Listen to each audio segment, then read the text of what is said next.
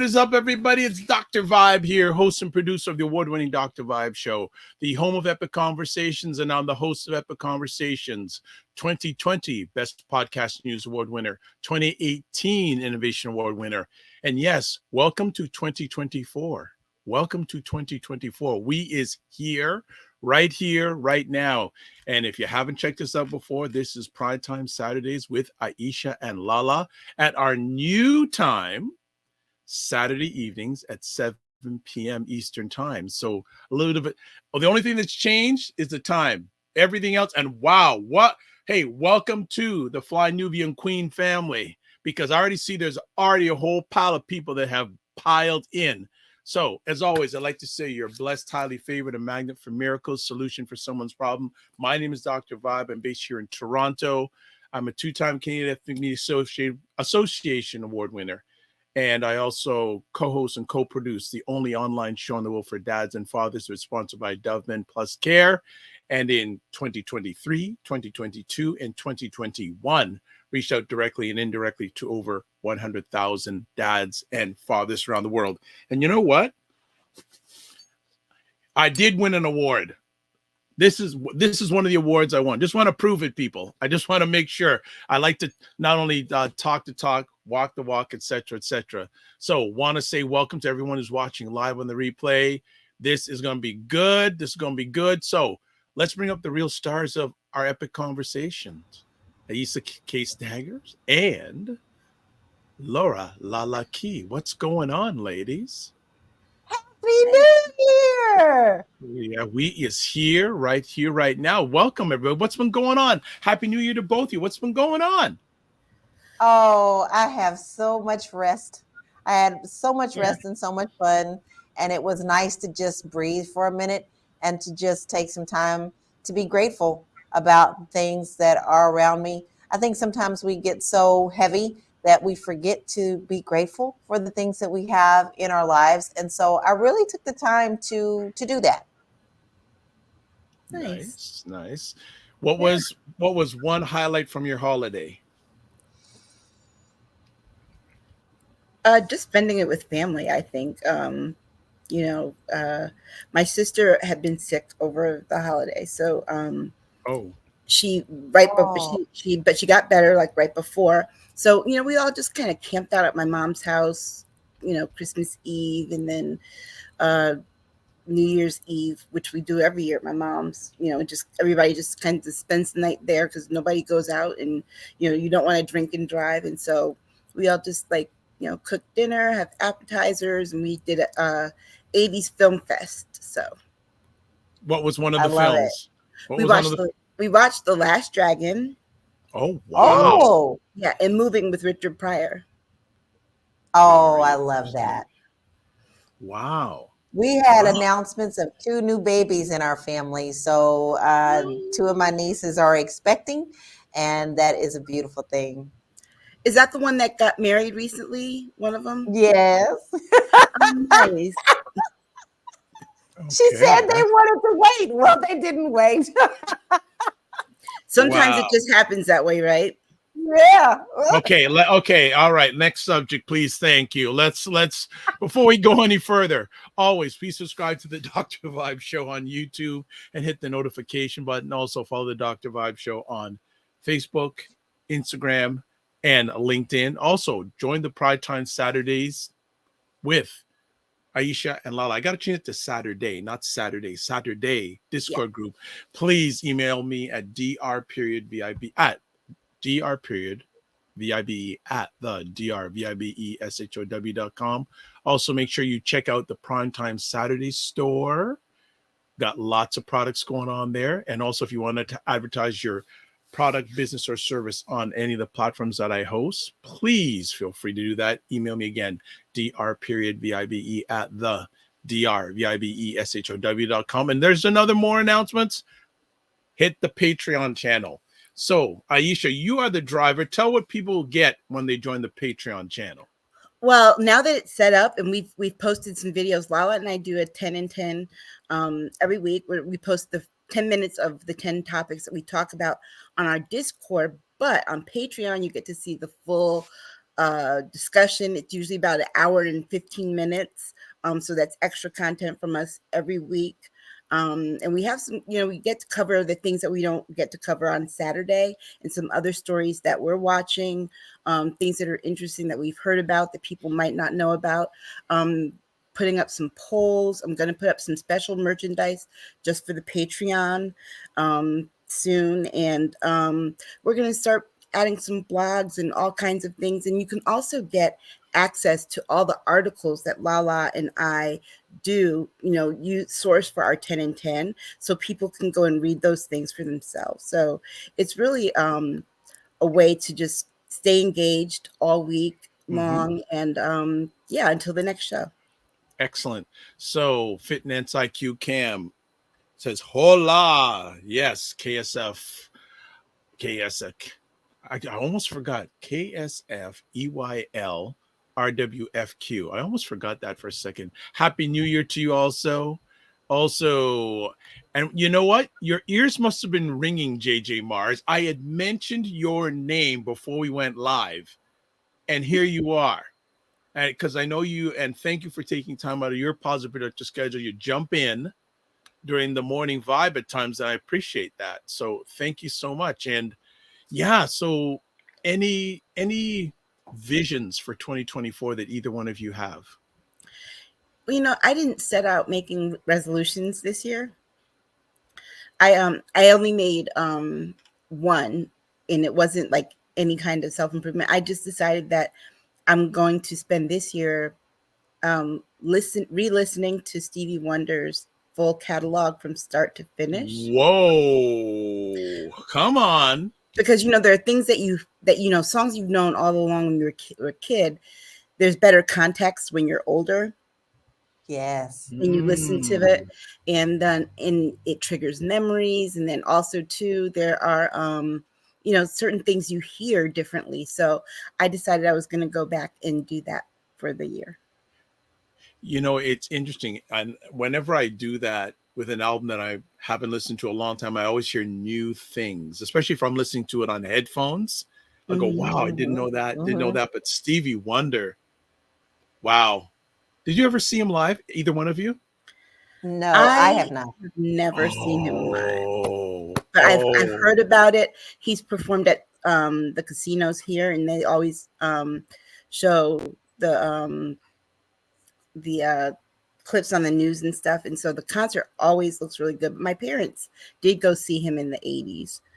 And I remember that night that they went to see him because they brought back the billfold. I remember seeing him many, many years ago.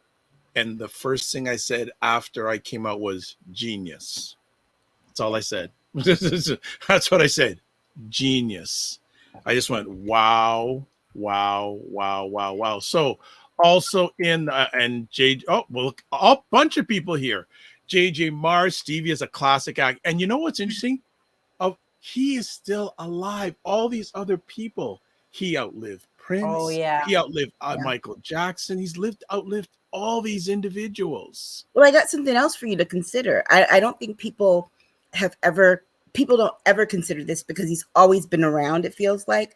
But, they talk about child stars growing up and having issues. And people were talking like about Michael Jackson having to grow up in that lifestyle. People forget Stevie Wonder did his first album at 10. Yes. So yes. For someone to have been able to stay out of the nonsense and mess of the industry and have a career that lasts that long, that is very rare, no matter what form of art that they're involved in. And so people really do forget that was that he was a child prodigy and star. Yeah, and little Stevie Wonder. Yeah. And the funny thing is that Berry Gordy didn't even want him to sing at first, just play the harmonica because he didn't like his singing voice. Wow. Yeah. But then Fingertips came out, and that changed everything. That changed everything. All right. So we got some other friends in the house. So I just saw my co-host on the Morning Vibe on Monday and Friday mornings, 9 a.m. Ryan Knight, greetings. What is going on? Ryan. Hi, Ryan. And also There she is, host of Mediascope, the livest conversation about media, tech, and pop culture online. It's on sabbatical for until February because she's got so many other things going on, but Dr. Tachi is in the house. And Dr. Tachi, again, if you want to come on, even if your camera's off, just message me on YouTube in the comments and I'll send you the link, DM you, because we always have and make room for you whenever you have time to join the conversation. Also, Fitness IQ is shocked. Stevie Wonder, 10 years old? Yes. Mm-hmm. Yes. 10 years old. And with his also, mother as his manager. Yes. There you go. And people don't talk about that. I think that's the other reason too that, you know, he was able to stay on the straight and narrow because she had his back the whole time. And, you know, Stevie Wonder, but the contract she signed him to was a 10-year contract. So 11-year contract. So when he was done at 21, he left Motown. He threatened to leave Motown. He's actually the only artist who has never left Motown. That's true. He's still He's still on it to this day. But he, you know, he was like, yeah, I think I might go somewhere else. And at that time, they gave him the biggest recording contract in the industry for 1972, and it was $13 million. And that's when we got the classic era of Stevie Wonder, where it was album back to back to back to back. Yeah, you know, that's, and Aisha, I just piggyback on there's about 5 albums in a row that Stevie did. I, just my opinion, can't be touched musically. Yes, 1972 to 1976. Yeah, just flowed. Just all of them flowed.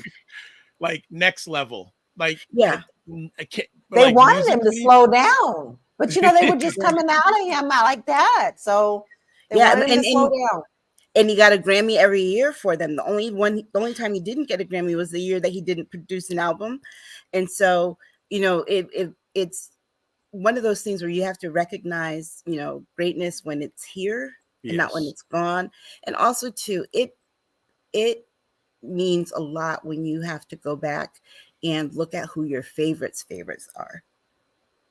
You can't listen to Prince, for example, and dislike Stevie Wonder. That's insane to me. Right. That is right. That is insane to me. And if you do, you need your ears cleaned out. But yeah, you get to learn all the different tricks and things like that. Like, for example, you know, that little Camille voice that Prince does. Well, Stevie Wonder did that in Maybe Your Baby in 1972. That's where it comes from. And then you want to know even further how we know this is true. Well, Stevie Wonder and Prince performed a version of that song together, and Prince did the very high voice. So J.J. Mars, yes, a musical genius, absolutely. J.J. Mars also says Stevie and Ray Charles are both great musical talents, but Ray lived a wild life. Yeah. And then Regina, welcome back. Well, welcome you back, Regina. Thanks for kicking it up with us. So new conversation for a new year, and it's been 3 weeks since we've done anything live. And big shout out to all the subscribers of Fly Nubian Queen. You went in and watched some of our replays, and we appreciate that and don't take it for granted. We appreciate your support. Huge time. But new year, stories galore, especially even just during a normal year time when we're not around for a week or two, but it's been compounded over the last few weeks. So that's why you got to go subscribe to Patreon, because there's stuff we're not going to get to here that both Aisha and LaLa are going to get to. But let's start off with our first story. Well, in America, it's an anniversary. I don't know if it's a good anniversary, but the anniversary of the January 6th uprising and where American democracy stands. Ladies, kick it off. Well, you know, to honor January 6th, Joe Biden gave a really good speech yesterday. I think it was one of the better speeches that he's ever done on this subject. He really just went for the jugular and called people out. But it's a shame. 3 years later, and more than half the country thinks it was a setup. That to me does not make sense. We saw it with our own eyes, but it tells you how powerful the propaganda echo chamber is on the right. It's like if they say it long enough, it becomes the only thing that people see. But it's what you do in cults. It's also a form of brainwashing. So you're telling people that what they saw was out of context, that the context was that was peaceful. And they were justified, and they are doing their Kellyanne Conway alternative facts and trying to get us to believe that we didn't see something that we saw. The horror of what you saw that day should always stick with you, because I remember my first thought watching it, I was like, these people are crazy. And then my second thought was, I'm glad I don't see any Black people. Yeah, I cried. I cried when it happened. I could not believe my eyes. I never thought I would see that in my lifetime. I know that things are crazy. I know that there's so much separation, but the sheer disregard and the sheer hatred that went on that day made me sick to my stomach. I cried. And it was interesting because we had an office meeting that day. And I walked in, and that's the first thing I said, how could they do this to our country? And I just busted out in tears. And at the time, most of the people in the office didn't even know what was going on. So we ended up watching it. And the sheer horridness of it all, the fact that they were looking to hurt and harm, kill and maim, and now we're supposed to believe that that didn't happen, is pretty disgusting. And the fact that Three Toes, Marjorie, wanted to do a celebratory thing for this down in Florida is sickening to me. It still shows you that they don't care. They are always going to stand on the side of for them. They're to me, they're anti-American. Okay, they're terrorists. It's a terrorist group. That's what you are. You're a terrorist group, and you want to celebrate what happened to our country on the day. Well, they had it all scheduled. They had done it at a hotel. They were going to have a convention to celebrate this day, and she was going to be the guest speaker. And the facility found out, because they kind of didn't tell the facility what it was going to be. They said it was a book signing. Yeah, a book signing. And once the facility found out that that's what it was going to be, they canceled it immediately. But there's no shame in their game. They still don't see anything wrong with it. And we are in danger. Danger, Will Robinson. Danger, Will Robinson. We have been in this mode for what? Ever since Trump even opened his mouth to be in politics. Yeah, you know, the scary part too is that I don't understand how they can sit here and say it was peaceful. They were scaling the walls. They were scaling the side of the building, carrying these huge Trump flags that they were trying to put on top of the Capitol building. Smashing windows, looking for certain people, carrying nooses. Come on. Relieving themselves in the chamber. Just horrific things. And then these people have the nerve, the absolute nerve, to refer to Black and brown people as animals. That was a freaking barnyard. Yeah. Well, okay, let me just jump in. Got some comments here. Ryan Knight saying, wow, it's been 3 years. And then JJ Mars says there were a handful of Black folks who joined these terrorists. Oh yeah, no. What I was thinking when I said that was because I knew that there would be immediate bloodshed if those were Black people. And that's why I was like, I'm glad it's not this, because automatically there's no reason as to why any of those people should have went home. Yeah. Exactly. So JJ Mars also says they wanted to kill the VP and members of Congress. Yeah. And it's sad because the Republican members of Congress, they were trying to kill you too. I know it. How are you defending this? That's what's crazy. They were after you. After you, and you still trying to stand up for this? So let me ask, it's been 3 years. Is America better 3 years after? No. Are we any worse right now? Where worse could be what could possibly happen in November. Right now, we're just maintaining. Yes. And that is the problem, is that we shouldn't have to, pray that our democracy holds or just try to maintain the status quo so that it doesn't get worse. We should be confident enough to know that as citizens of this country, when we have a free and fair election, that people can accept. You don't have to necessarily like it, but you can accept the fact that this is the president. I honestly in 2016 was like, I cannot believe this man won. I cannot believe this man won. But it never occurred to me to go and rally at people to go take down the Capitol to make them put in Hillary Clinton. It was just like, this is how it happens. And, we're going to have to buckle up and live with it. And so, oh boy, have we buckled up and are living with it. I mean, this has just been atrocious. We are such a joke. Yeah. Yeah. And the party of law and order was completely in chaos and lawless that day. The party that backs the blue, they were beating them up. Come on. Yep. I'm so tired of Republican hypocrisy. I'm over it. Stick to it.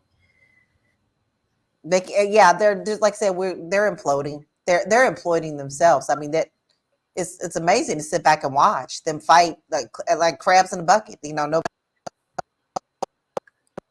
can get above each other. They got to pull each other down. It's who can one up the next one, and that's what they're all about. While the country's not getting anything done at all. Nothing. Well, so then let's ask then, and I just got some more comments going here. Dr. Tachi saying, yes, they were anti-government all the way around. Regina says, and then 45 blame Antifa and BLM face fuchsia wide eyes.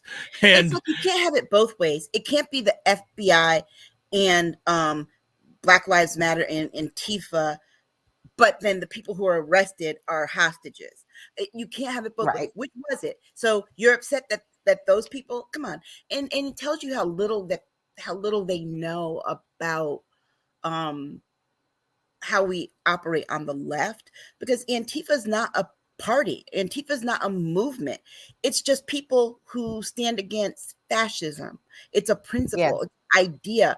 It's not a group. Antifa is not MAGA, and they're trying to make it their opposite equivalent, but it's not. And and blaming Black Lives Matter, well, we know that a whole bunch of the riots that started over in 2020 were started by Trump people who came to create chaos, and was proven. They were on video. They always like to say prove it. Well, yeah, we got proof. we caught you. And LA in particular, when we were going through all that stuff, we watched them come and put certain things in certain areas of the city so that they could just come and grab it and blame Black Lives Matter. It was so clear. We saw it on video. We saw it on the news. I saw it with my own eyes. So no, you're not going to blame us for that. Mm-hmm. Yeah. And so it just, I'm glad that Joe Biden's making the democracy argument. Clearly, the economy and all those things weren't working. I think the best case of action is for him to hammer democracy as the talking points on his end. Let Kamala Harris deal with the issue of choice, and then let his surrogates in Congress and in state races talk about the economy. I agree. Okay, so got some more comments. Dr. Tachi says the Republicans are controlled by the most extreme faction. The Republicans. I just love your analogies because that is perfect. The Republicans. I've heard that before, and I love it. Wow. I love it. Okay, so on a scale of 0 to 10, 0 being extreme fascism and 10 being great democracy, where is America on that scale with each of one of you on January 6th, 2024, 3 years after the January 6th insurrection, sorry. I think we're at a 5. And the reason I say that is because we can go in either direction. It's going to depend what happens in November. So ask that question again, December 31st of this year, because I think that if Democrats don't show up and we don't get our people out, I don't think people are scared enough of what Trump can do. Honestly, yes. I don't think they are. The fact that, I'm appalled at the number of young people who go on TikTok talking about they're not voting because they don't like Joe Biden. You know what? The reason that Republicans are able to retain power is because their people fall in line. Am I saying that you shouldn't stand up for what you believe? No, absolutely not. But don't be a dumbass and say that you're going to not vote and you're just going to sit out. And then you'll be the first ones complaining, oh, my student loans, oh, the opportunities, oh my God, there's no, yeah, voting does that. Voting does that. And even if you take issue with what's at the top of the ballot this year in being a general and the president, all those other down ballot races, the opportunities that are available, whether or not your zip code gets X amount of funds, those people in your state houses are running too. So, I just think it's really horrible that they're making these videos about how they're not going to vote. And it's kind of like people have selective memory. Did they forget how bad it was under Trump the first time? You think that was bad? He's telling us right now he's going to fire all of the civil servants and replace with people who are loyal to him. When you do that, first of all, that's a whole lot of government jobs that go away for a lot of people. But then when you do that, you can't get it back. So have your objections to how Biden does anything. Yeah. Well, Aisha has a little more faith than I do because I give it a 4. Honestly, we are really going downhill because you see people's wants to be right or want to be a part of this imaginary thing that they have with Trump is stronger than their love of our country. When you have people who want their own agenda to be before our own country, you have a problem. And I don't have any faith in them. I was one of the first people who said, did that just happen? When Trump won the first time, I couldn't absolutely believe it. And you can't tell me he thought he was going to win. Honestly, I think Trump was just as surprised when he found out that he won. And ever since then, he saw the power that he could grab. And the people who love that, who people thrust that kind of person in front of them, they don't care. They have no self-respect for themselves because they let this man talk about them any old way. They let him take his money. You got women running around talking about tramp stamp and Trump stamp and baby me and grab my pee and all this stuff. When you don't have respect for your own self, you don't have respect for our country. We're already on that down decline. So I'm being conservative by saying 4. Well, though, I have to say this. These people don't realize that it comes down to one thing for Trump. All of this started because he wanted to get back at Barack Obama for clowning him at the press corps dinner in 2015. This is what this is about, okay? Vengeance. And how do we know this? Because Barack Obama is living rent-free in his head, and every time he needs to talk about Joe Biden, he says Obama. So we know this is what this is. If he is doing all of this for that one piece of revenge, imagine what he's going to do if he gets elected again and he has even more people that he wants to seek revenge on. I would not be surprised if he started taking Democratic members of Congress and sending them to Guantanamo Bay. Well, he did say, I wouldn't put it past him. But he did say that just in a recent interview that if he gets elected, he's going to pardon or release anyone that's been convicted in the January 6th insurrection. So that's certainly on the block. So I'm sure, But see, the thing of it is, and this tells you how dumb he is and how much he does not know. We've discussed this before in other shows in the past that, maybe he was a secret genius. No, the man is classically dumb because he believes that if he can get his people to do what it is that he wants, he's scot-free on everything else. He really believes that. And there is no deliberate part of that, because the fact that what you just said about him pardoning the January 6th people, he doesn't realize that they can't vote for him. They're felons. Nope. They cannot vote. So you're pandering to them for what? Woo! Well, he is, though, interesting. Both you said well, a few minutes ago, both he just says anything he wants to. That's all. He just says anything and he believes it in his own head. Well, both of you were talking about, I think Aisha was saying, especially that Democrats got to show up at the polls. Well, I heard a clip from 45 today or yesterday saying he wants Republicans to get out to the polls. So he knows that it isn't a sure thing for him winning. So when he's saying we got to get out to the polls, you know something's up. So before we go any further, just want to catch up with some comments. JJ Mars saying a lot of history is repeating. Germany's brown shirts. Mm-hmm. Dr. Chachi says exactly. Republicans will vote along party lines all the time. She also says the GOP is a party above Republic every time. Mm-hmm. Regina says, so I think Biden will stay but by a slim margin. We do have to get the vote out, though. So she's speaking from a Republican and I'm Democratic base, correct me. And then the majority of U.S. voters are registered independents, 40%. That is interesting.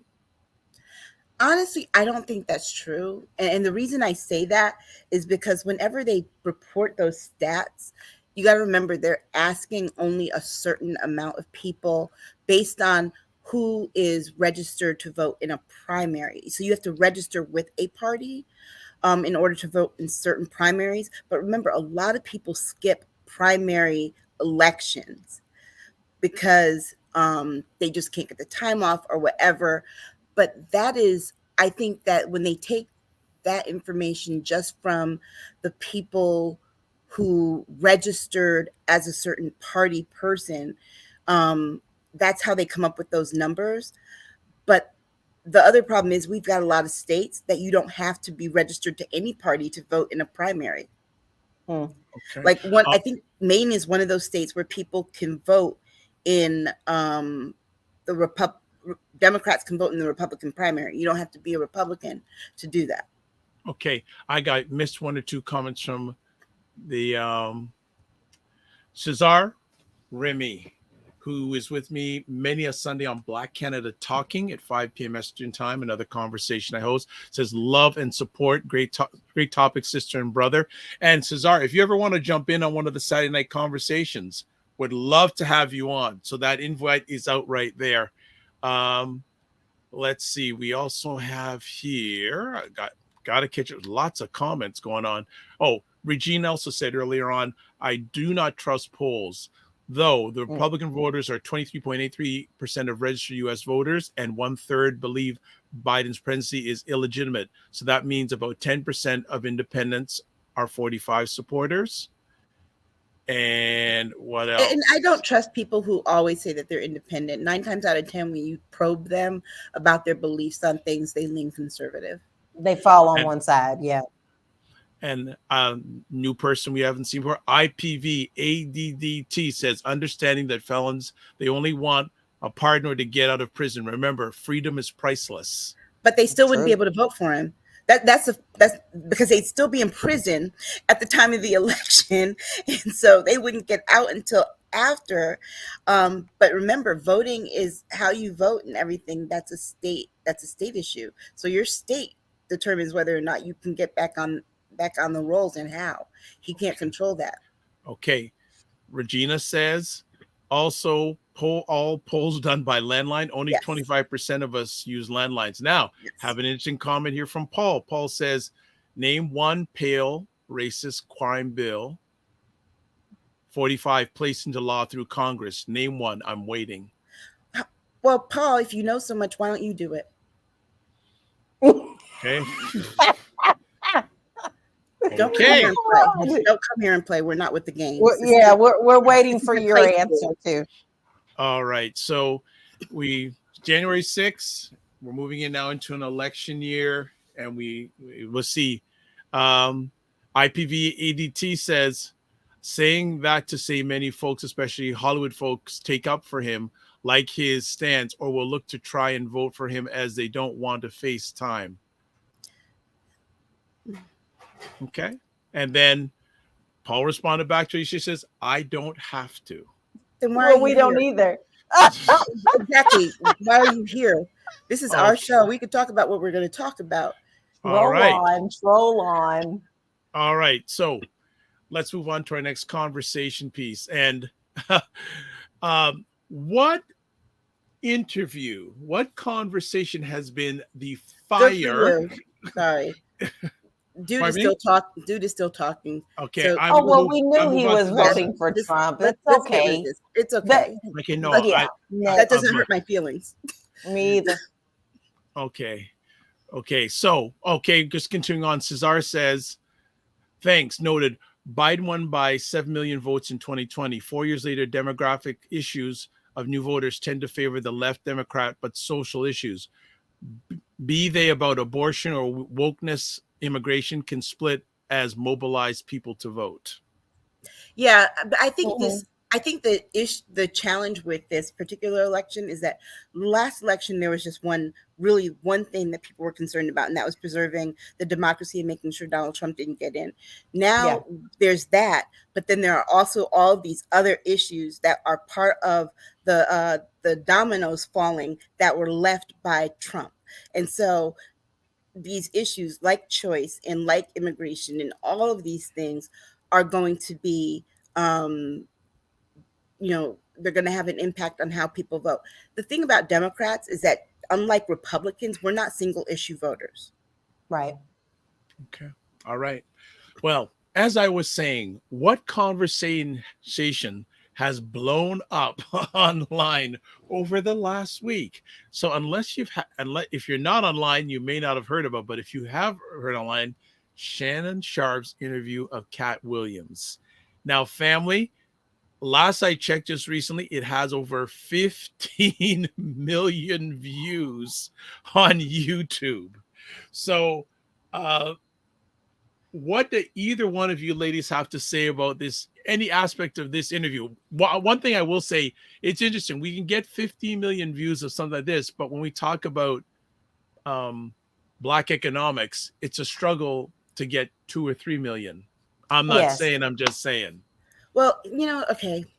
Full disclosure, I wasn't feeling this topic, but mostly because I watched it and I'm kind of like, I don't understand why it got that many views and why it was that explosive. He's not saying things that he hasn't said before in other venues. First of all, that's that.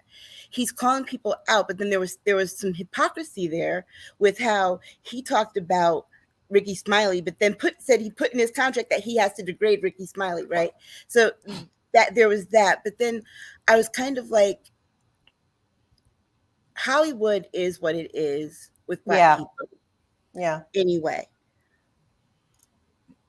I take issue with us trying to tear each other down because what the executives see. I have a friend trying to get this Tammy Terrell movie done for almost 15 years now, and I can tell you this: it is very hard to get Hollywood to put finances and money behind Black films and to pay Black actors. So when they see this kind of chaos, it doesn't make them open the doors anymore. It just makes them say, you know what? I think that this is too much drama. And so we're not going to put our money to it. And so the films that need to get made don't get made. So, I mean, I get that, he was sitting there waiting to talk. But to me, it really is a non-factor, considering there's so many other things going on right now that 24 million people paid attention to this. Yeah. But people like mess.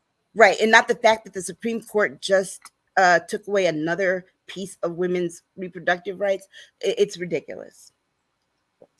Well, I don't like let me be clear. I'm not a fan of any of the actors he named or Katt Williams himself. So to me, it was like, okay. I don't know I guess I'm just on the wrong side of everybody on this one, because for some reason I found it a little liberating. I know we have all of these other things going on, but sometimes I just feel like truth needs to be spoken. Now, I know Katt can be over the top. That's his thing. But you have to remember, he came on because it was kind of a rebuttal of what was going on, what happened on another show. Right. So he came on to speak his truth in Katt's way. I think I am so hard on comedy, y'all. It's so funny. I'm a fun-loving person, but my husband cracks up at me because he's like, baby, you don't even crack a joke, do you? I mean, like, I go to these comedy shows and I'm like, it's not funny. So when I do find somebody who's funny, which to me, he's funny, it's interesting how I can relate to him. But I think Katt's telling the truth and he's exposing things. Now, let's face it, there's a lot of things being exposed, period, all across the whole board of everything, in politics, in what we're going to talk about later, in entertainment, and how we're not getting paid the way that we should be paid. That's all wrapped in. I think this is a time of us seeing the inside and no more of the magical imagination. And I say that because I did work in Hollywood with a lot of people who were purchasing real estate. And I'm going to tell you that a lot of the times people who are doing all this big name talking and acting, and you think that they're owning a lot of money, which he did address in this interview, they roll up in Rolls Royces, but they have no money. Yeah. Okay. None. This we're gonna get this is, and I love how you're bringing in the economic aspect. So let's just catch up here. So IPV before you do that, just one quick thing about what LaLa said. I get what you're saying, but the hypocrisy of it is that he sat there talking about men can't get roles unless they're in a dress. Katt, you can't get a role unless you're playing a pimp. Let's be clear. Let's be very clear, because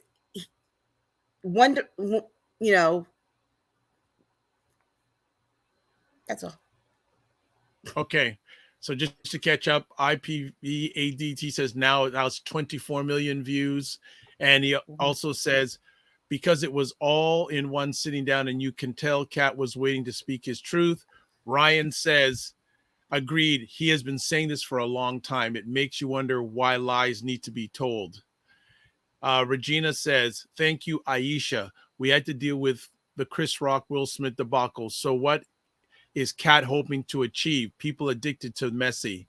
Yeah. Yes. Ryan says, I think that was his point. Cesar says, time and time again, I keep saying it, entertainment is the number one cancer of the Black psyche. It will and keeps mobilizing as distracting our people for far more than issues about our dignity, solidarity, and empowerment. Nothing versus Katt, but it reeks of barrel. Crabs in a barrel. Crabs Black will never be in the barrel. Society of systemic oppression and white supremacy, leading to such rivalries among ego complexes. Good commentary. That was really good. That's a nice comment. Mm-hmm. Yes. Ryan says the interview is entertaining, though. We must also remember he is a comedian, but we're good at entertainment. And he's also a loose cannon, because remember, he beat up a 7th grader. Okay, and oh my God, I forgot about that. Yeah, Cesar says should, not would. IPVADC says, do we hold our tongues and reserve our comments because it's not our community who holds the cards when it's time to make a movie in Hollywood? Let's be honest. Black people are only 3 to 5% of the industry. Then we also cannot complain when they don't make our films. Right. And then Regina says the 7th grader beat him up. Well, yeah. Beat up him. Exactly. But he tried to instigate it, right? So it's like... Here's the thing. You're whoever said it before, people are addicted to messy. Yes, they are addicted to messy, and I think that's why this is so popular. But we have to remember that he was trying to be messy. Messy gets attention. But he was being messy on purpose. And so in telling his truth, he also came there to be messy. And, put it this way, it did what it's supposed to do for him. Yeah. He's probably got a couple scripts on his doorstep right now. So Regina goes, ouch, to some of the comments. And then also we have Paul says, ask yourselves, why would Hollywood seek men to play women's Paul, roles? can you please stop commenting? My God. All right.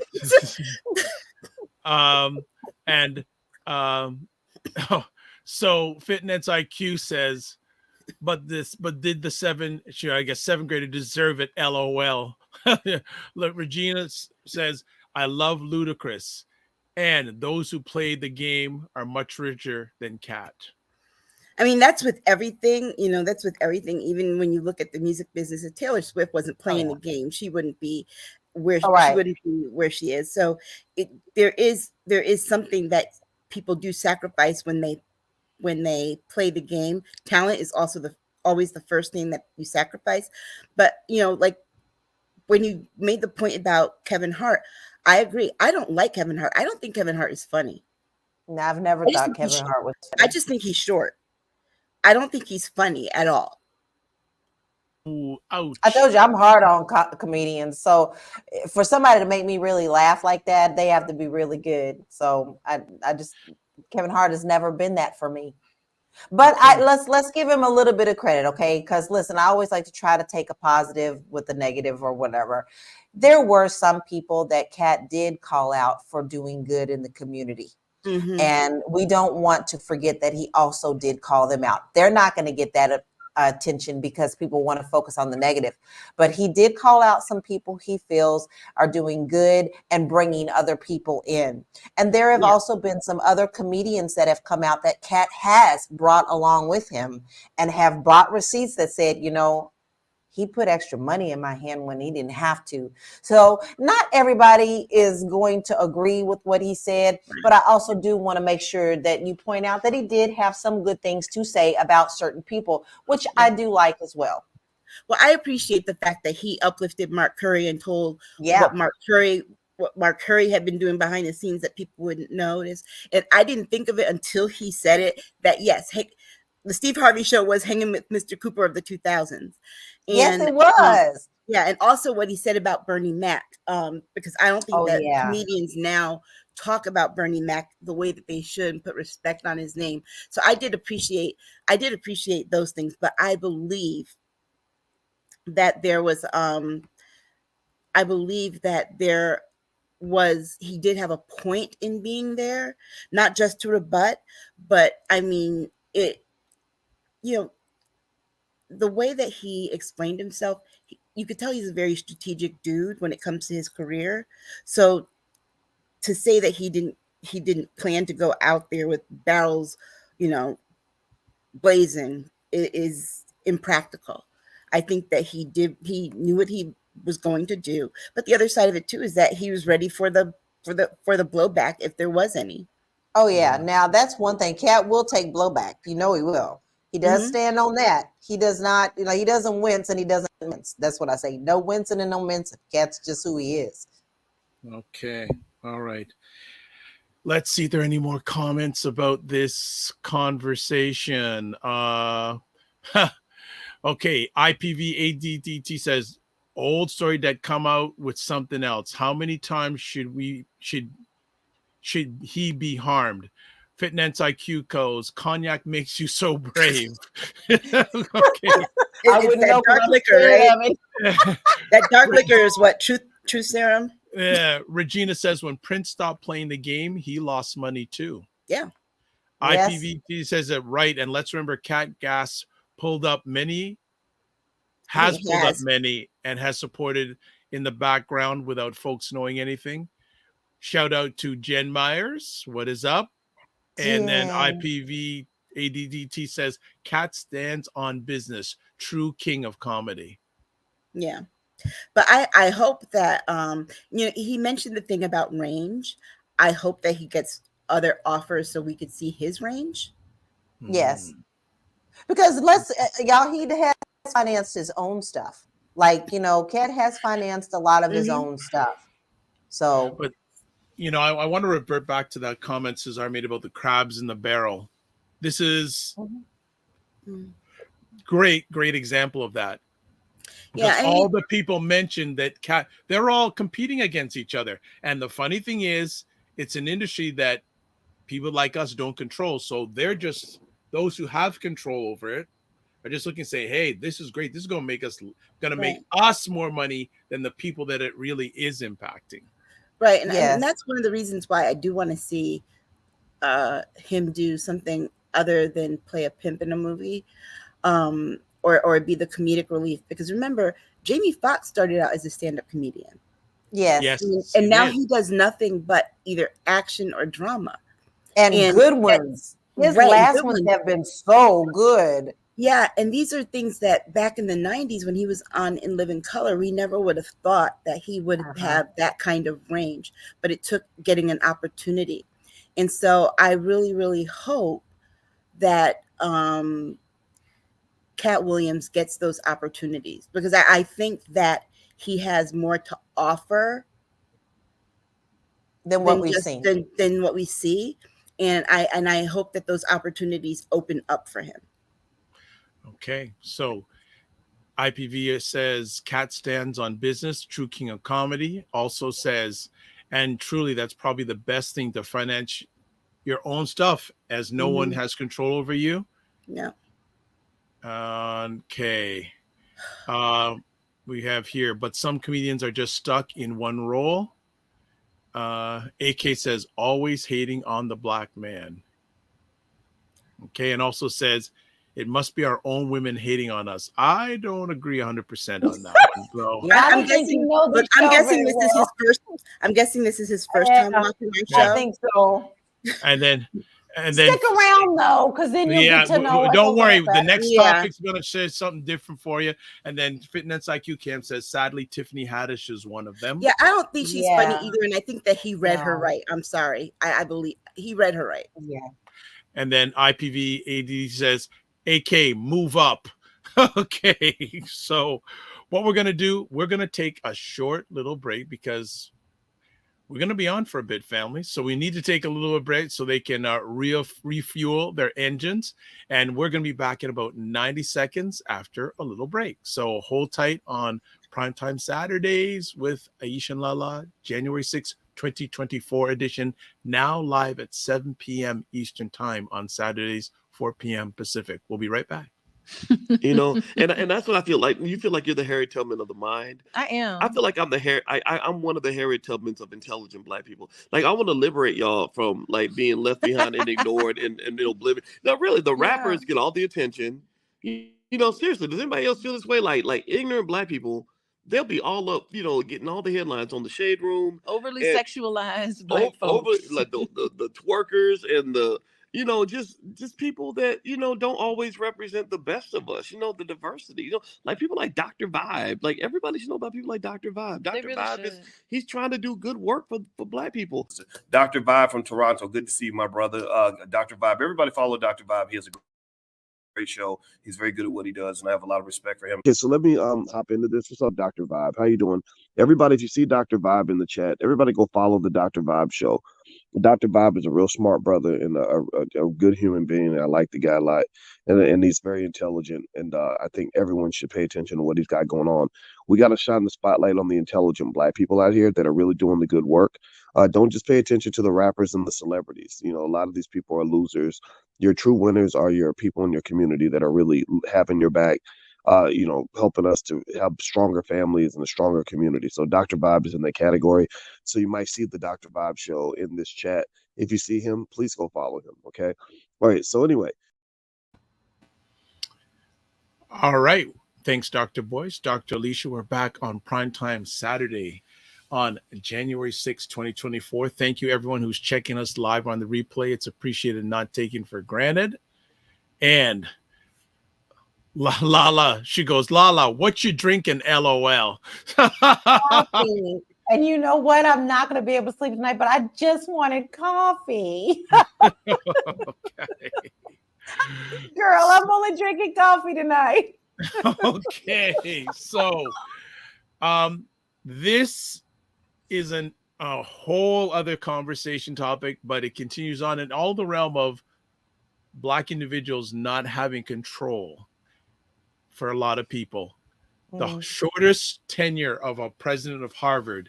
Harvard President Claudine Gay announces resignation amid plagiarism, accusations, congressional testimony. Who wants to start on this one?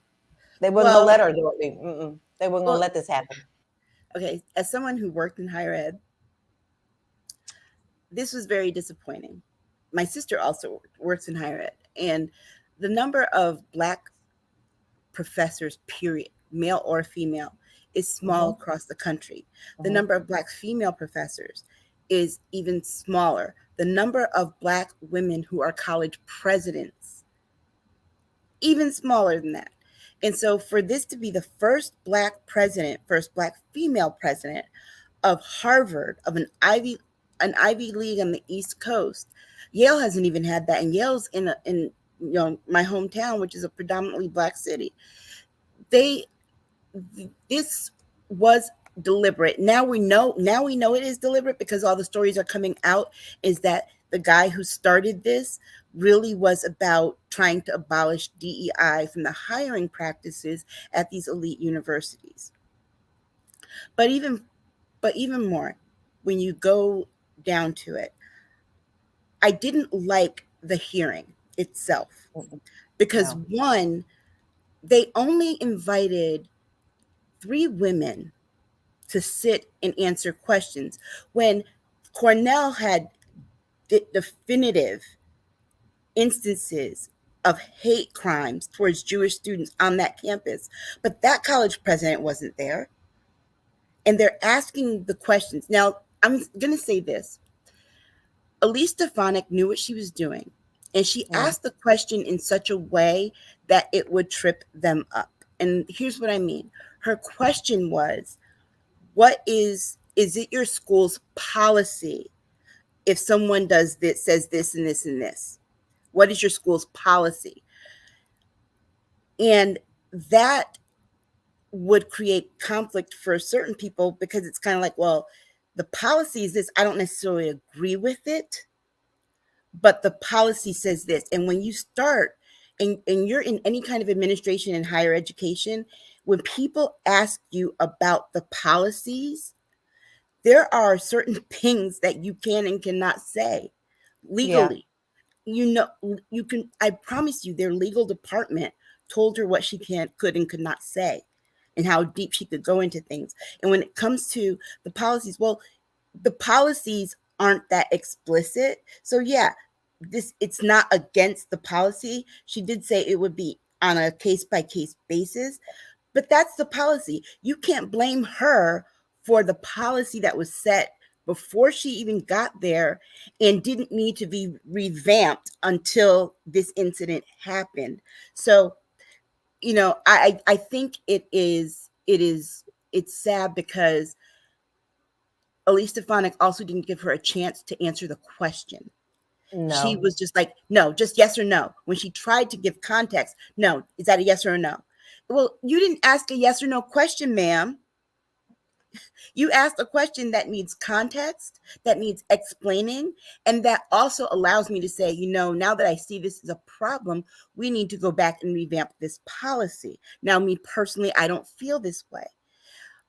So I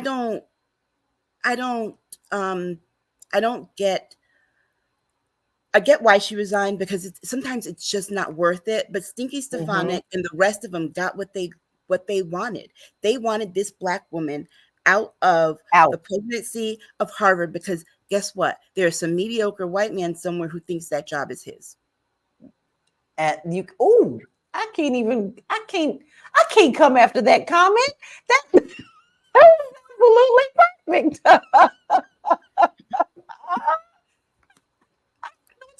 That because it was so perfect. I just know that when they're out for the witch hunt, they always win. And for her to probably keep her sanity, she probably has better things that are going to be afforded to her by stepping down. I think, honestly, for her own mental clarity, this probably was the best thing for her to do for her own self.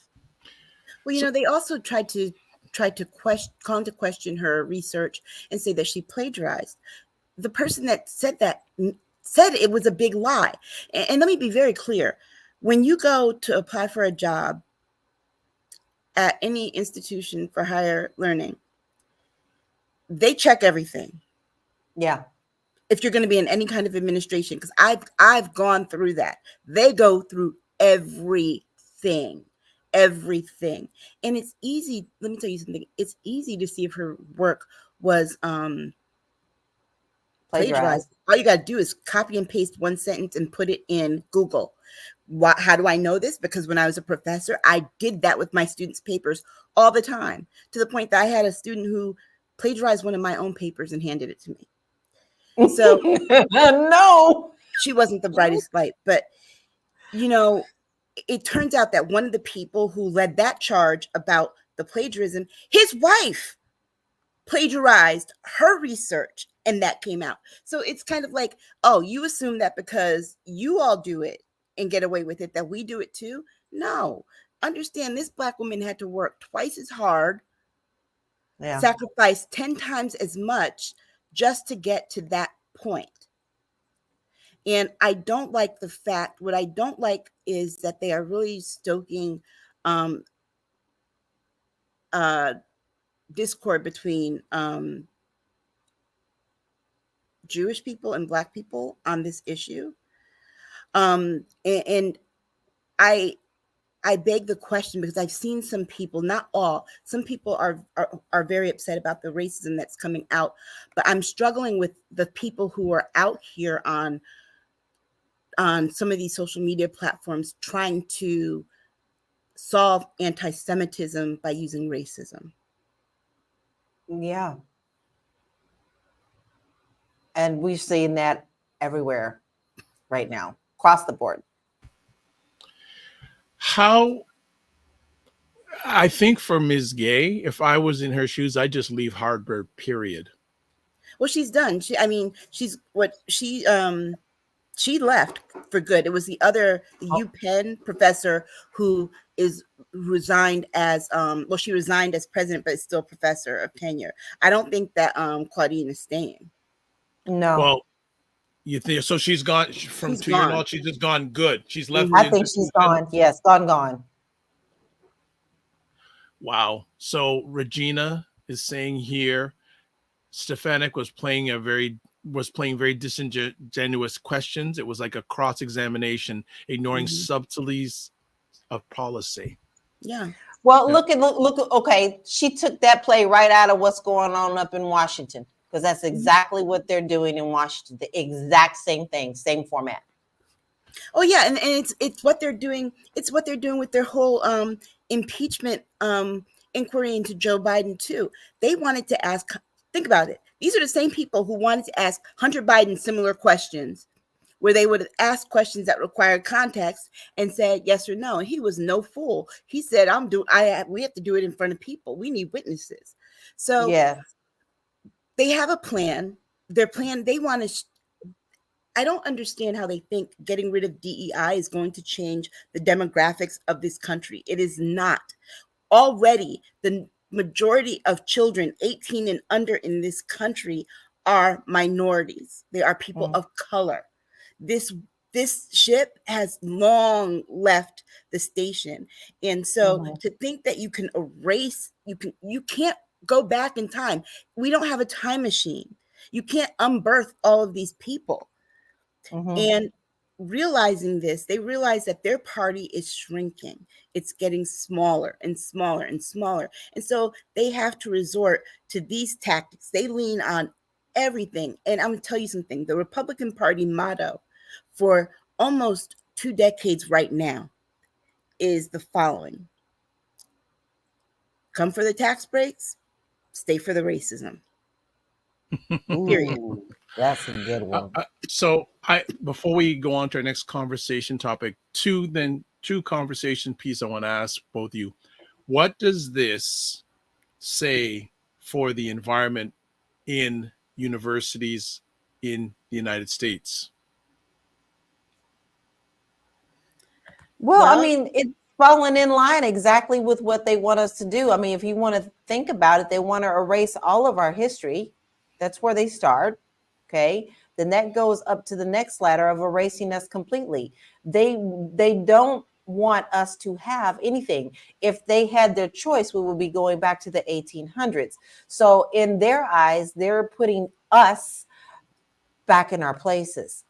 This is going to continue this way, and we just need to be strategic about how we're going to play this. I think that we're going to see record HBCU enrollment in the next 2-3 years. I hope. But my hope is because remember, we get the support for our HBCUs. I'm worried about that, Aisha. I see that. I see your point on that, and I agree with you on that. But our HBCUs are not getting the funding and the support that they need. And I'm hoping that this is a call. No, they're not. And they haven't been. I mean, even back when I was a student at one, they haven't been. But I will say this, the experience that you get when you don't have to worry about dealing with racism while you're on campus, it allows you to grow in ways that you are not able to grow in the quote unquote real world, and discover things about yourself. And it is one of the most protective environments, I think, for Black students to be in. So I am hoping that this happens. I'm hoping that they get the funding. And let's be very clear, unlike schools like Yale or Harvard, the students from HBCUs are under crushing student loan debt. So being able to donate back to the school. Those schools have money because they have endowments and they have donors from their alumni. HBCU alumni aren't making these salaries where they can pay back both their student loans and give back to their school. It's either one or the other. Yeah, I agree. All right. That is an issue.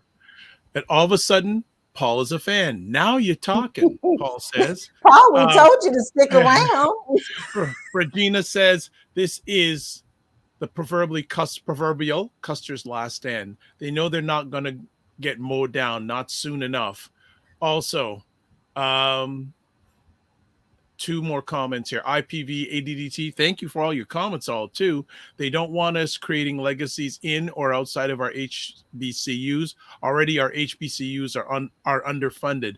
If it were up to them, EU would do away with HBUs altogether. I don't know about the EU part, but would do away with HBCUs. You may want to repost that. And then Cesar coming in large. Here we go. Yes, Claudine Gay fumbled on addressing anti-Jewish sentiments and actions at Harvard, but 1 out of 7 Ivy League schools presidents are Jewish. 2, the attacks versus her are mainly due to the white lash versus EDI/wokeness, rallying white conservatives, white supremacists, and pro-Israeli. I do say, I'm not going to say that because YouTube's very finicky. And then 3, plagiarism is bad, but if she is so to step down due to such others, including Alan Dershowitz, as I informed, half of Congress and the Senate should resign for supporting the insurrection. Yeah, but she didn't step down due to plagiarism. She stepped down because they found out that factually was incorrect. That she stepped down because honestly, the hassle, I'm telling you something. When you work in a PWI, predominantly white institution of higher learning, and you're a Black person, you think about quitting every day. Every day. The only time I didn't think that way every day was when I worked at a HBCU. When I worked at these other schools, I'm like, I can tell you, I have a number of friends who are Black professors, and we've had these conversations over and over and over again. There's the publish or perish. They're harsher on the Black faculty than they are the white ones who don't have to necessarily publish or can when they want to. Then they want to dump a whole bunch of extracurricular stuff and meetings on your lap because no one else is willing to take those things. And so the weight of the responsibility that you're given a load to carry that your counterparts are not. And then you have to deal with microaggressions of people treating you differently because they think that you don't belong there. Interesting you're mentioning this. This goes back to a conversation I hosted a few months ago with Dr. Alicia Watkins and Dr. Tachi, who are professors in Yes. PWIs, and a great conversation. So just a little promo. And actually, I had them on talking about after, oh my gosh, the Supreme Court and knock down affirmative action. Great conversation, and them giving their insights about being Black women professors at PWIs. Very, very interesting. So IPV ADDT says yes, they would do away with HBCUs. Well, I'll tell you why they wouldn't. Gotta understand, a lot of these HBCUs are almost 200 years old. They haven't gotten rid of them yet. The time to get rid of them would have been after Reconstruction, but that's when they were founded. They won't get rid of them, a lot of them, because they are land grant institutions, which means they help the state to qualify for more federal funds. So as long as they're designated as land grant institutions, and the majority of them are also historical monuments and have historical markers, they won't get rid of them. All right. Let's move for our next conversation topic. This topic never seems to go away, and I think it's going to be around for a long time. Epstein documents released with the names of very high-profile people listed. Who's up first? I didn't get to read the full list. Because it's a lot. It is a lot. It's a lot. And some of the names surprised me. I'm just like, I know everybody was scared the night before. I know a lot of people are just worried. And, well, you know, you are the company that you keep. Yeah. And it's really hard knowing, you know what this island was all about. You just know what it is. It's very hard for me to not see, I don't know how to say this. You know, there's some of the people, you know, people like to be around people with money, especially people with politics. You know that somebody's going to grease their palm. That we all know that ain't even a lie. Everybody's getting some money for something that they want. So I can't say that all of them were participating in the actions that we know Epstein is for. But if you're in that situation, it's hard for you to say that you wasn't, because it's so well known that that's what's done down there. And you have these women who have come out and told people, downright told names. And these people were saying, no, I never went down there. No, I never went down there. And now you have the receipts for it. It's pretty disgusting. This is one of the most sickest, just foulest things that I have ever seen. And to know that people were hurt the way that they were hurt, and so many people signed on to being around these people, knowing this is what they were also known for. So at some point, you do know what somebody is doing, because there's always going to be whispers behind the scene. Okay. So money or no money, if you choose to be a part of that crowd, then you have every right that everybody's looking at you with a side eye. And some of the names on that list just hurt my feelings, and I was just like, to be okay. Well, I'm gonna just jump in and give some names. Prince Andrew, former President's 45, and Bill Clinton. Also names of Bruce Willis, Cameron Diaz. I'll tell you who wasn't on the list. Kate Blanchett, Kevin Spacey, Naomi Campbell, and Leonardo DiCaprio are also mentioned in the records. I'll tell you who wasn't on that list. Tell it, Aisha, tell it. Barack Obama. Yes. Everybody was putting out all these false reports saying Barack Obama was in there. They just cannot stand that this man doesn't have any kind of crud on him. No drama, Obama. Wow. Was not on that list. Well, and Fit and IQ goes, Kuya! Yeah. So and IPADG says, did everyone on that list even know the depth of what was going on with Epstein? Good Lord, it's beyond disturbing. I think they did the same way they knew about Harvey Weinstein and did nothing. Yes. The same way they knew about R. Kelly and did nothing. Yes. The same way people knew about Bill Cosby. Yes. They knew. But remember, this he is was, a whole different world. Very wealthy and had a lot of clout and knew a lot of people. So and who do we admire? They figured we admire people who have money. Yep. Yeah. And they figured it was a small price to pay to get access. Not thinking that this would come back and bite them in the butt. Okay. I mean, I'm pretty sure that some of these names that people looked at and said, oh my God, they went down there. Like, come on, Stephen Hawkins. I was like, what? What are they doing down there?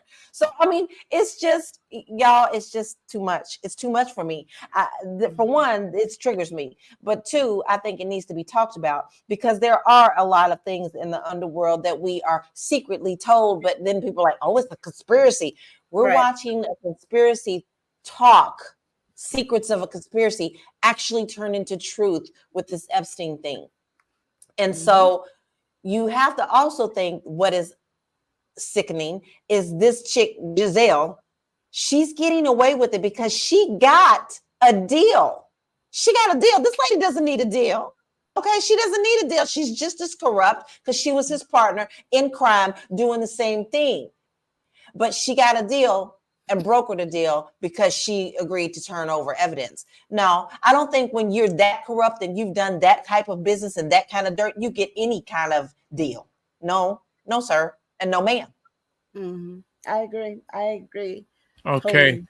So IPV ADT says our good brother Barack and sis Michelle all clear. And Cesar's coming in hard. He says, let us be mindful and careful in questioning whether being on a list as Epstein means guilt in conscience of his behaviors or in participation of his activities. Imagine if Hugh Hefner or even Donna 45 pulled out a list of people who visited, associated, and partied with them. But we're talking about minors here. So honestly, I feel it's the same way I feel about anyone who, after knowing what R. Kelly did to Aaliyah, recorded continued to keep company and still kept their eyes closed. Just because you're hanging out with them and you're not complicit in the activities, when you know that someone is doing dirt and let's still be clear. Let's be very clear. It is a crime to have any kind of sexual intercourse with a minor when you are an adult. Okay. And so even if that might not be going on and you're not partaking in it, if you're around someone who does that, keeping your mouth shut is just as guilty. You got issues. Yeah. So I think Hugh Hefner, I mean, the women that worked for him were of age. Interesting to see the situation. Now, was Matt Gaetz on that list? Because that's his steez right there. It's interesting to see the Epstein story and compare it with the R. Kelly story. Yeah. Very interesting dichotomies here. Yeah. Very, very much so. It's clear. You can't deny that. If anybody ever had any doubt or any kind of argument, this is a clear-cut case. Yeah, really interesting. Well, I don't think this story is going to end for a long time. There's still lots of legs going on, and I think there's more to come. Yes. I just feel that there's definitely more to come. This is not even the beginning. We haven't even scratched the surface. No. And they're going to release more too, so stay tuned. All right, absolutely. Let's see. Just got another comment here popping up. Asking, can I share the article? Well, okay, what I will do is if you're a member of the Discord group, I'll share it in there. But I think already, I actually have a link to all the documents, so I will share it in the Discord. There you go. But I think it was posted by one of you two in the Discord group already. I think there's an article, but when you go into the article, if you click in there, it'll show you, like, I think the word list is underlined, and you click on it and it's the whole thing. But I actually have a link that someone sent me that goes directly to the list. So you don't have to search the article. So I'll post that. All right. Fitness goes Bacchanal. And IPV ADT says there's years of unfolding in that whole debacle. Yes. Okay, so you said you checked. We'll get something in there in the next little bit. All right, no problem. Next conversation piece. U.S. Congress complaining about salary in election year is political suicide. Y'all need to shut up, buckle up. You just got a pay raise in 2022. But they're claiming that they didn't. They're claiming that they didn't. What I tell you, Aisha, they trying to do the Jedi mind trick. We didn't get no raise. We ain't got no raise since 1960. That's not true. You got a raise, and here's the problem.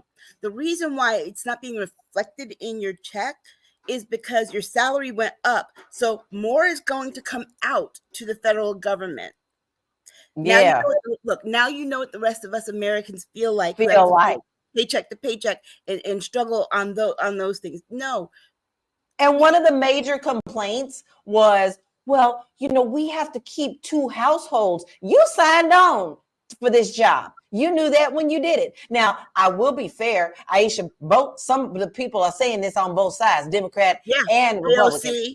Shame on you. Shame on you. You don't need another penny. You got people out here who can't even eat. They don't have homes. They don't have shelter. There's no affordable housing. The inflation is off the charts when trying to eat just regular good food. And you complaining about $174,000 a year. I wish.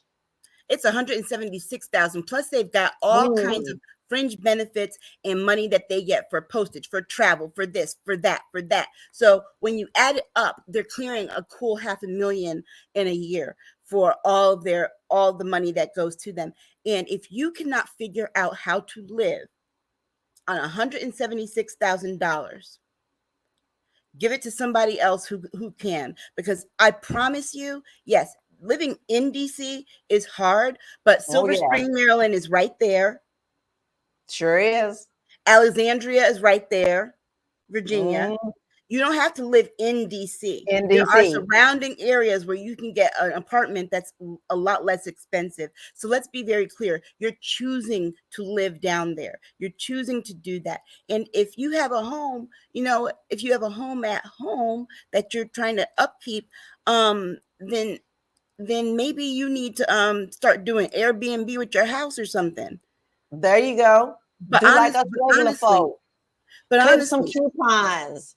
Put in discount codes. Yeah. And let's not forget that after you serve a certain period of time, you get your health care for free for the rest of your life. You're covered. So stop the BS and stop the whining. And I'm sorry, you don't deserve a raise when you spent the last 2.5 years doing absolutely nothing. Absolutely nothing. I'm mad about it. Off topic, LaLa, is that a Fenty jumpsuit? Yes. I have the same one. That's right. Okay, so they do have lives outside of politics. Let me just read some of this story from Business Insider. Retiring House Republican says $174,000 isn't enough money for members of Congress. Quote, most of us don't have wealth. So members of Congress make $174,000 a year and haven't gotten a raise in about 15 years. Retiring Representative Patrick McHenry is the latest one to argue that needs to change. He says, quote, most of us live on salary, unquote. He said, most of us don't have wealth. Rank and file members of both House and Senate are paid $174,000 a year. That's probably seems like a decent amount of money, and it is.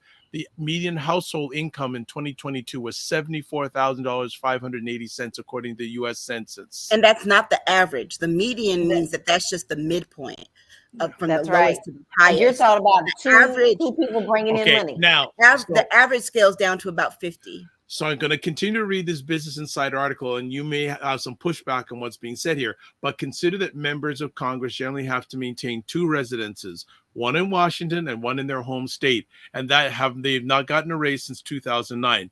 Inflation, meanwhile, has eaten away at the value of that salary over time. If lawmakers' salaries had kept pace with inflation, they would be paid over $250,000 a year. Okay, let me just go ahead. Aisha. That particular congressperson is married.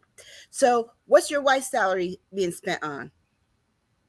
if she's at the other house and you have to maintain this one, why can't you both just pay, because if you have your two salaries together and if she's making close to you, so say she's making about $100,000, so you all can't live on $274,000 a year. Exactly. Okay, I want to add here now. The same article says, as of now, many members of Congress are in fact independently wealthy, and many generate significant income from stock trading. Others make money through book sales. McHenry isn't the first one to argue that members of Congress should be paid more. Democratic Representative Alexandria Ocasio-Cortez of New York has long pushed for a pay raise for members of Congress, arguing that it's a safeguard against corruption and makes lawmakers less likely to seek income through stock trading.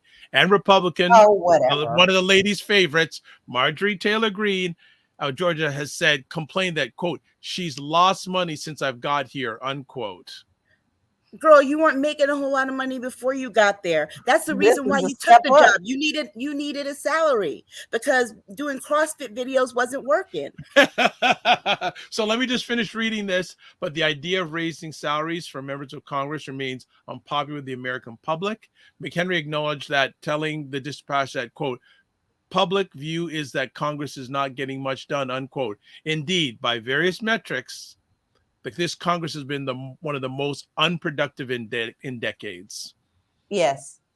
And we'll put this probably in our Discord too, but I will tell you that I really loved an article about this from Dan Rather. Dan Rather put out a wonderful article. I love him. About how we have not gotten anything done. He broke it down. So you're asking for a raise for okay, check it. Let's put it in regular people terms. Don't y'all get job reviews, right? You get a job review, you get a raise. If you're productive and you do what they want you to do, you get a raise. Y'all have not done nada. Either side, I'm sorry. I'm not seeing nothing happening in Washington that I'm happy about. And that means both sides got to work together. So no raise for you. So your progress report is an F, and you really should be fired, a lot of you. Well, here's the thing, though. Your progress report you get one every 2 years when you have to run for an election. Okay, you get if people like what you've done, you keep your job, because the other alternative is that you could lose your raise and you won't have that salary at all. Yeah. Well, just to add on here, Regina goes, maybe lawmakers should have been working on reducing inflation nationwide instead of supporting insurrections and Hunter Biden hunts. Right. JJ Mars goes, they get fringe benefits for life. And or better yet, you know what? Blame these daggone corporations that are, are pocketing money. Okay, fine. You know what, dude? You're a Republican. Go get money from the NRA. And that's where they have that's where all your colleagues are getting it from. Right. And then also Regina says, so much for serving your country is becoming profiting off your country. Exactly. And I couldn't have said it better. And then so Fitness IQ Cam has checked out what's Aisha has published that that whole report, Epstein thing in the Discord group, 943 pages. Thank you, Aisha. You're gonna need more than one cup of coffee. But the thing is, most of us human beings, do we not get paid on performance? Exactly. So if you're not generating any output of value, why should you be asking for more money? As I say, the more I know, the less I understand. Like I said, I've said this in almost every show that we do. If you want to be rich, go to Congress. That's right. That's Serving government. Serving government. All right, let's go to another conversation piece. I think we just got there. We go. Iowa mass shooting, 5th in 5 days of New Year's in America, as NRA president resigns as of a scandal. So the NRA is going through a lot of cray-cray. Wayne LaPierre resigning. Yeah, because of this court case that they have coming up, and I guess he doesn't want to testify or anything. So but they could still subpoena him. But this shooting, when it happened, one of the reasons that it was on our radar is because all the Republican presidential candidates were in Iowa. Okay. And then it was something that caught my attention because they were reporting it. But when somebody said, hey, this is the 5th mass shooting and we're only 5 days in to the new year. Yes. That's like a mass shooting every day of the new year so far. Every day. Which don't tell me we don't have a problem if this is how we're starting out 2024. And the most insensitive thing anyone has said on this campaign trail was Donald Trump. Yeah, it's sad. Yeah. We just need to get over it. You're telling that mother of that 6th grader to get over it. This man, you can tell this man has never lost anyone that he cares about, because you would never say that to anyone. Parents who've lost their children, it hurts for life. My grandmother lost one of my uncles when he was 3, and it still hurt her when she was in her late 80s. Yes. Yes. I mean, that's a mother's nightmare. It's a mother's nightmare. And it's like, dude, you don't even love your own children if you can say that, because clearly, you know, he gets over death. He didn't go to his sister's funeral, his brother's funeral. He barely showed up. And then, you know, he's got his ex-wife buried in his golf course. And is not being taken care of. Right. Ouch. LaLa, anything you want to add? I really didn't want to have to report this to, you know what I'm saying? Like, this is a story that I was praying that we didn't have to talk about. I want so bad for us to do something and come to some kind of common sense on this. And unfortunately, we're not going to, because people's priorities are out of whack. And it's all about my rights, my rights, my rights. Well, what about these babies' rights? Okay. I really do not see anything wrong. I'm not against guns. I'm a Kentucky girl, grew up with them. We went hunting, but I'm also not opposed to background checks and training and what you need to do. And even in these cases, since it's such a deadly thing, you need to pass some kind of mental test, if you ask me. I don't see why that's such a hard thing. No one's trying to take away your rights, but there are certain type of guns that you really don't need. Yeah. And AK-47s, there's really no reason. You don't need a bazooka. So why do you need that? Okay. So I'm just sick, and I'm also very disheartened and hurt that this is such a weekly topic that we talk about, because it's happening every day. Yeah. Every day. We had more shootings last year than we had days. So this is a problem, and I don't see it. I just don't see it, because the immediate thing that happens when this happens is everybody comes out talking about, you can't take away my guns. That's the first thing they say. Not, oh my God, we lost babies again. What can we do to help our country heal and get right on this? Such a simple issue, such a simple answer, but yet we can't come to it. Every time we have this conversation, I say the same thing. You need a license to cut hair. You need a license to sell real estate. You need a license to teach, to drive, to get married. You need a license you got to register to vote. You need a license for just about everything. I don't understand why we cannot agree that in order to have a gun, you need a license. Yeah. Because, and not just the concealed and carry. Because I'm going to tell you right now, the concealed and carry test is really not that big of a deal. If you want to be able to do a conceal and carry, why don't you agree with being licensed regularly? You see, that's a really good point to talk to people about. You have to have a permit to do a conceal and carry. Okay, you don't have a problem with that because many people are doing it, but yet you have a problem with just simple gun ownership. It just continues on, and obviously there won't be a short-term solution. No. Paul, can you please take off all caps? I'm sorry. It's hard to pay attention to you and everything is in all caps and it looks like you're screaming at us. Yeah. Yeah. But I think he is screaming at us, Aisha. But yeah, okay. If you don't mind showing the comment, he's saying banning certain guns is like banning certain beers, not happening. Dude, it happens. Connecticut, we banned assault rifles after Sandy Hook. And guess where the gun manufacturer that was here that was making them went? They went to South Carolina. South Carolina, the crime is higher in the red states than it is in the blue states. Yeah. Just saying. So I don't understand his question. I'm going to put it up. How many of us drove a vehicle before we got licenses? Me, because I drove a tractor. I grew up in the country. Yeah. Did you just not hear what I said at all when I told you I'm not against gun ownership? But Paul, that doesn't mean it's legal. Because if you get caught driving a vehicle before you get your license, in most states, you can't get the license for a while. So he then asked, so there's none left in that state? No guns left in that state. I didn't say there weren't no guns. I said they banned assault rifles. You cannot buy one. Assault rifles, yeah.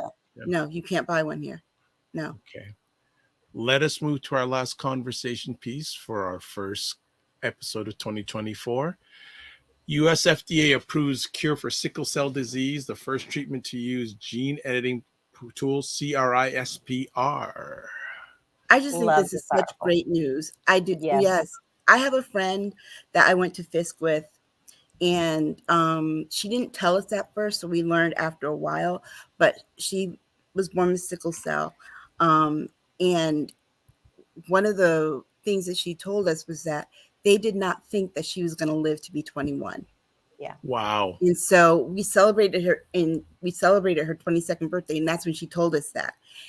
And I'm just so happy for people like her. I had a cousin that passed away right before I was born, who had sickle cell. So yeah, this is good news.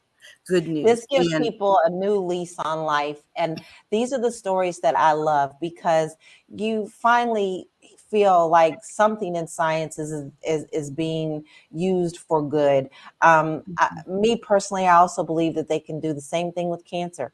I really do. And I'm praying that this will go in that direction as well. The things that are going on with CRISPR are amazing. And the fact that it is proving to be able to help people with quality of life and to live longer is better. Someone actually said they're looking forward. I read the article in full and they said they can't wait. And one of the test subjects says, I can now run where I never thought that I could do it. I can do everyday things that people do and take for granted, knowing that I have this. So I'm more than thrilled with this article, and I will be keeping my eye on this very closely. I think more good things will come out of it. Yeah, and it's one of those things where there's such, bad news all the time. It's nice to see something good once in a while, but also too, this couldn't have come at a better time, because my friend was telling me about a year ago that they were pulling back on prescribing narcotic pain meds, which is the only thing that works for people with sickle cell, because they're in such excruciating pain in their joints, and doctors are pulling back on it because of addictions, not of people that with sickle cell, but because other people are being addicted to it. So as a general rule, they're just not prescribing it. So this couldn't come at a better time. Absolutely. It's very, very true. So, and Regina says, hurrah, had many students with sickle cell. They suffered so much pain. Yeah. And she says, hope that they can wipe it out. Well, I hope it doesn't take the long road that it has with getting a cure for cancer. Yeah. And honestly, I have severe anemia, and I get joint pain. I can only imagine what it's like for them in that state. You know what I mean? It's like, hell, if I'm laid up on a couch for a week, I know someone with sickle cell is like ready to just die. Yeah. It's excruciating Very, and unrelenting. So it's nice to know that there are people who are going to get relief. I'm hoping that they roll this out rather quickly. Yes. Rather quickly. And honestly, this is one of those things that, remember, this is the FDA under the Biden administration. It is one of those things that we can mark as a win for Black people. Because I know that Black people there are some Black people who are always like, well, what specifically has this government, done for Black people? For us. This is specifically for us, because we are 99% of the cases. Absolutely.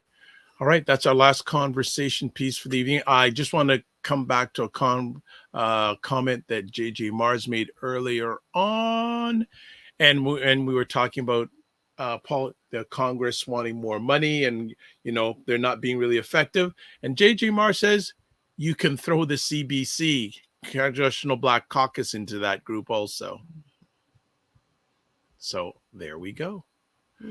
Ladies, it's been too long, but y'all back. I know, and it feels good. It feels good. Earlier time, so hope it works. That's working out for everybody. The earlier time, so this is all good. So before we let everyone go and we shut it down, let's do what we really do all the time. LaLa, how can people get a hold of you? You can find me on all social media platforms under Living the LaLa Life. Oh, wow. That makes it real easy. Next up, Aisha K. Staggers. I am taking a sabbatical from social media. So you can find me on our Discord channel. You can find the Patreon, all of that stuff. And yes, Regina, I will stay safe from the snow. We're expecting a foot here. So okay. All right. That is absolutely fantastic. And myself, Dr. Vibe, how can you get a hold of me? Website, the drvibeshow.com, YouTube, Facebook, and LinkedIn, the Dr. Vibe Show. That's THEDR_VIBESHOW. Instagram at the DRVIBESHOW, and also X at DRVIBESHOW. Let's get some few last comments in as we have here. Just scrolling down here. Yes. Regina says, Aisha, stay safe from the snow. Snowing hard here in New York already. Oh, wow. Okay. We're supposed to get some of that in Toronto. I don't think we're going to get that much. And Jen says, great conversation as always. Love the earlier time. Okay. Well, I'm glad you love it. Want to shout out everyone who watches live or on replay, whatever the platform. And Cinnamon Canella says, I think you're saying, I don't know what that means. Nighty night, maybe? I don't know. Whatever that means. So before we close it down, just a few last things. Let's do our roll call. Subscribe to the Dr. Vibe Show on YouTube and also hit the notification button. Also tell other people about our conversation. Like the Dr. Vibe Show again on Facebook, LinkedIn, and Instagram. Join the Primetime Saturday. I got to correct that. Saturday. Should be Saturday with Aisha and LaLa Discord group. Please email me at dr.vibe@thedrvibeshow.com. And one of the features we just updated, if you're into it, over 900-page report on Epstein. If you want to advertise your business product or service on any of the platforms that I host Epic Conversations on, please email me, dr.vibe@thedrvibeshow.com. Other things, Primetime Saturday Show Store. There is the link. I've also shared it on everyone who's watching on whatever platform this evening. It's all there. Also, the Patreon channel, get exclusive content. So I think that's it. I think one last thing I've got to put here. I think I already put where you can watch the repeats. If I didn't, my fault. But I'm just checking here real quick. There we go. You can watch replays of Primetime again Saturday. It should be Saturday. It'll be corrected next week. Forgive me. I'm human, still in 2024. At the Dr. Vibe Show at the drvibeshow.com. And also Facebook, LinkedIn, YouTube, the Dr. Vibe Show. Got some final comments here, so let's get it in quick. Yes, Cinema Canela goes, yes. Night, I met no problem.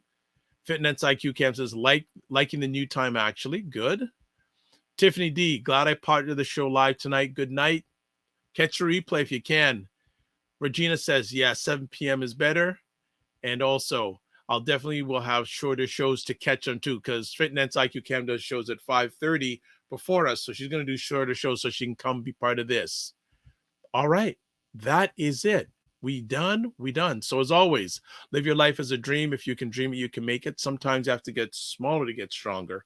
Block assumptions. Aim bigger, aim better, aim higher, aim wider. Love, faith, and respect. And don't just manage your time, manage your energy. God bless, peace well, keep the faith while good. And again, thanks to the Fly Nubian Queen family. Thank you for your support. It's appreciated, not taken for granted. God bless, peace well, keep the faith, and walk good.